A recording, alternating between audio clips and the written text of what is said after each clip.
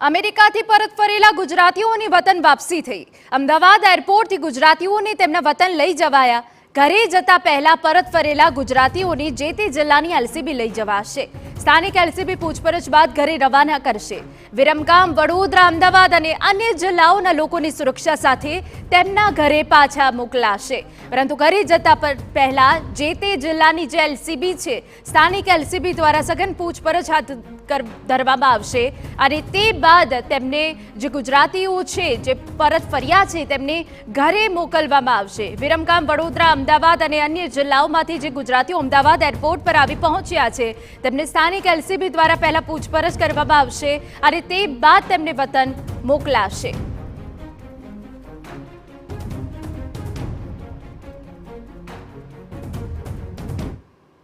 ફ્લાઇટમાં અહીંયા 33 જણા આવ્યા હતા, એ તમામને અત્યારે ઘરે રવાના કરી દીધા છે ને એરપોર્ટથી। એ લોકો પોતાના ઘરે રવાના થઈ ગયા છે। અચ્છા, શું વ્યવસ્થા કઈ રીતની ગોઠવવામાં આવી હતી? કારણ કે ઇન્ડિવિજ્યુઅલ લોકોને આપણે ઘરે મોકલવાની વ્યવસ્થા કરી છે, મહિલાઓ માટે મહિલા કર્મી અને એવી રીતે, એટલે લોકલ બંદોબસ્ત પણ રાખેલો હતો અને જે તે પોલીસ સ્ટેશન જે તે જિલ્લામાંથી પણ પોલીસ આવી હતી અને સાથે એ લોકોને રવાના કરી દીધા છે। કોઈને ઇન્ટ્રોગેશન કે એવું કંઈ ઇન્ડિવિજ્યુઅલી નહીં, એટલે અત્યારે ત્યાં રવાના કરી દીધા પોતપોતાના ઘરે। તો અમેરિકામાં વસતા ગેરકાયદે ગુજરાતીઓને પરત લાવવાનો મુદ્દો। ગાંધીનગરના બોરુ ગામનો ગોહિલ પરિવાર પણ પરત ફર્યો।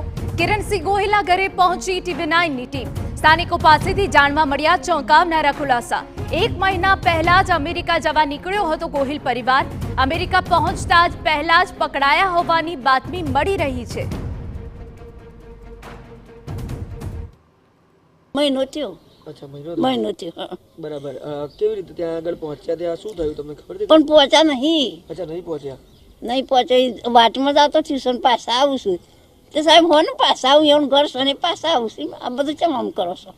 બરાબર। એ કેટલા લોકો છે એમને બાળકને બધા? એમના એક જ બાળક છે 5 વર્ષનું અને બાયરી છે નંગાથી। અચ્છા, અહીંયા શું કરતા હતા કરણસિંહ? કશું નહીં, એ તો એ ઘેર જ હતા। શીખર ખેતીને એવું કરતા, કશું કરતા નતા। બરાબર। એના સિવાય બીજું કોઈ અહીંયાથી અમેરિકા? કોઈ નહીં। એ તો તમને ક્યારે ખબર પડી કે અમને ત્યાં પકડ્યા છે? પણ આ લોક વાતો કરે, આ જો તો આ લોક વાતો કરે છે। તો જે રીતે જે પૂછપરછ કરવામાં આવી તેમાં 1 મહિના પહેલા જ અમેરિકા જવા ગોહિલ પરિવાર નીકળ્યો હતો, પરંતુ આખી ઘટનાને હવે વિસ્તારથી સમજીએ કે 33 ગુજરાતીઓ જે અમદાવાદ એરપોર્ટ પર આવ્યા છે, હવે શું? અમારા સંવાદદાતા સચિન પાટીલ અને સંવાદદાતા રોનક વર્મા જોડાઈ ગયા છે। સચિન, પહેલા તમારી પાસે આવવું છે। હવે સ્થાનિક એલસીબી આ તમામ લોકોની પૂછપરછ કરશે, તો આ જે તમામ લોકો પરત ફર્યા છે, કેવા સવાલનો જવાબ આ લોકોએ આપવાનો રહે છે એલસીબીને અને તે બાદ કેવી રીતે તેમના ઘર સુધી પહોંચાડવામાં આવશે, કેવી વ્યવસ્થા કરાઈ છે? પૂરી વિગત સચિન।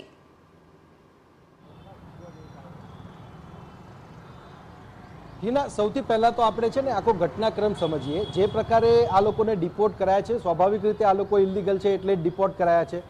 મહત્વની બાબત અહીંયા એ છે કે આ લોકો અહીંયાથી ત્યાં અમેરિકા પહોંચવા માટે ગયા છે તો કયા માધ્યમથી ગયા છે? હવે એ મેક્સિકો બોર્ડરથી ગયા છે, અન્ય કોઈ રૂટથી ગયા છે કે અહીંયાથી ત્યાં ગયા છે અને ખોટી રીતે ત્યાં બીજી કોઈ જગ્યાએ વસવાટ કરી રહ્યા હતા કે શું છે? તો આ બધી જ જે બાબતો છે એ જે છે એ તપાસનો વિષય પણ છે। સ્વાભાવિક રીતે ગઈકાલે જ્યારે તેમને ડિપોર્ટ કરાયા અમૃતસર એરપોર્ટ પર, ત્યાં જે સેન્ટ્રલ એજન્સીઝ છે એમના દ્વારા એમની જે પૂછપરછ આખો દિવસ કરવામાં આવી છે ને ત્યારબાદ આજે સવારે તેઓને અમદાવાદ એરપોર્ટ પર લાવવામાં આવ્યા। જે 33 ગુજરાતીઓ હતા એ 33 ગુજરાતીઓની લોકલ એજન્સી દ્વારા પૂછપરછ કરવામાં આવી છે અને લોકલ એજન્સી દ્વારા પૂછપરછ કરીને જે પ્રાઇમરી એમની ડિટેલ્સ છે, એમનું એડ્રેસ જે વગેરે જે છે એ વેરિફિકેશન કરીને એમનો મોબાઈલ નંબર હોય કે પછી જે એમના સંપર્કના બીજા માધ્યમો હોય ત્યારે એ બધી વિગતો લઈને જે છે એલસીબીથી એમને ઘરે રવાના કરી દેવામાં આવશે। અને જે વ્યવસ્થા એરપોર્ટ પર ગોઠવવામાં આવી હતી એની વાત પણ જે છે હમણાં આપણે થોડી વાર પહેલા લોકો સમક્ષ બતાવી છે, દર્શકો સમક્ષ બતાવી છે।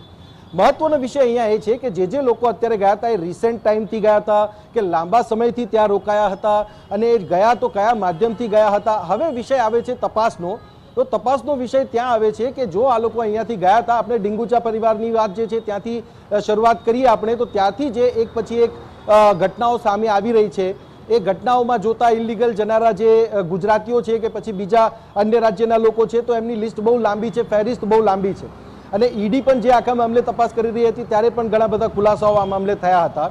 હવે વિષય એ આવે છે કે આ લોકો જે ગયા છે તો એ કયા એજન્ટના મારફતે ગયા છે, એ ખરેખર આપણે જે કહીએ છીએ ડંકી રૂટના માધ્યમથી ગયા છે કે પછી કઈ રીતે અમેરિકા પહોંચવાનો એમણે પ્રયાસ કર્યો છે અને ત્યાં એ લોકો આઈડેન્ટિફાય થયા છે કે આ લોકો અહીંયા ઇલીગલી વસવાટ કરી રહ્યા છે.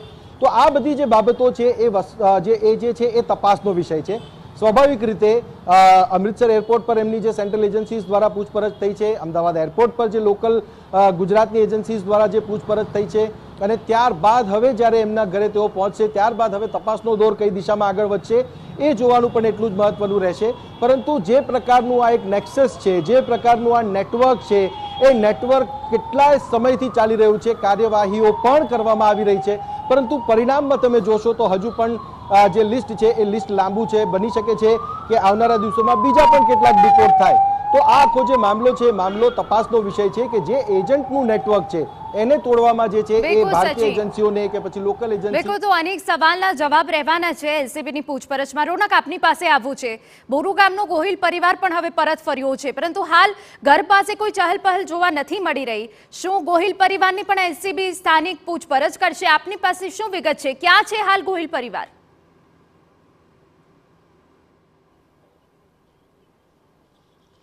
जी बिल्कुल, तो हिना जे प्रकारे अमेरिका में सत्ता परिवर्तन थयुं ने त्यारबाद जे सत्ताधीशोना कहेवा मुजब जे अमेरिका में वसता गैरकायदे भारतीयों जे रीते भारत में परत लाववामां आव्या, जे प्रकारे 33 गुजरातीओ पण आ जे लिस्ट छे तेमां परत आव्या छे. सवारे 6 कलाके अमदावाद जे एरपोर्ट छे त्यां आगळ 33 गुजरातीओने लईने जे विमान छे ते આવ્યું. ત્યારબાદ તેમને જે સ્થાનિક પોલીસ આ ઉપરાંત જે તે જિલ્લાની પોલીસની મદદથી તેમના જે નિવાસસ્થાન છે ત્યાં આગળ રવાના કરવામાં આવ્યા છે.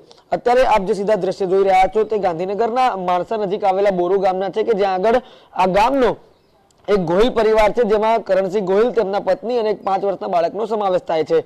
આપ જે દ્રશ્ય જોઈ રહ્યા છો તે કરણસિંહનું જે પરિવાર છે તેમનું નિવાસસ્થાન છે. અત્યારે અહીંયા સ્થિતિ એવી છે કે જે તેમનું ઘર છે ત્યાં આગળ તાળા લટકેલા જોવા મળી રહ્યા છે.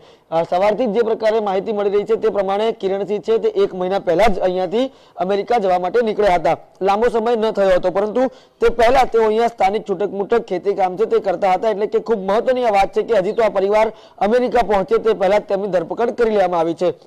બીજી જે પ્રકારે સૂત્રો દ્વારા માહિતી મળી રહી છે તે પ્રમાણે કલોલની એક પરિવાર છે, કલોલની એક મહિલા છે તે આજે ડિપોર્ટ કરવામાં આવી છે. તેને 1-2 નહીં પરંતુ ત્રીજી વખત ગેરકાયદે અમેરિકામાં ઘૂસણખોરી કરતા અટકાવવામાં આવી છે તે પ્રકારની પ્રાથમિક માહિતીઓ અત્યારે મળી રહી છે. 6 વાગે તેઓ અમદાવાદ એરપોર્ટ પહોંચ્યા. અત્યારે લગભગ 10 થી 10:15નો સમય થઈ રહ્યો છે.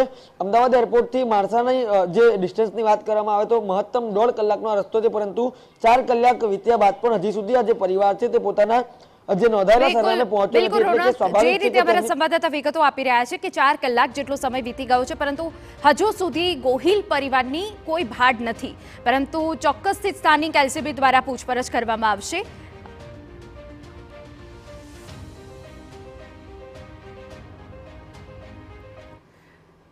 તો અમેરિકાથી પરત ફરેલા કલોલના માતા પુત્રીનું ઘર પણ બંધ છે. 2 મહિના અગાઉ અમેરિકા જવા માટે નીકળ્યા હતા માતા પુત્રી. બોર્ડર પર પકડાયા બાદ માતા પુત્રીને અમેરિકાથી પરત મોકલી દેવાયા. કલોલ વિસ્તારમાં તેઓનું ઘર હાલ બંધ છે. હાલ પડોશીઓ પણ કંઈ બોલવા તૈયાર નથી.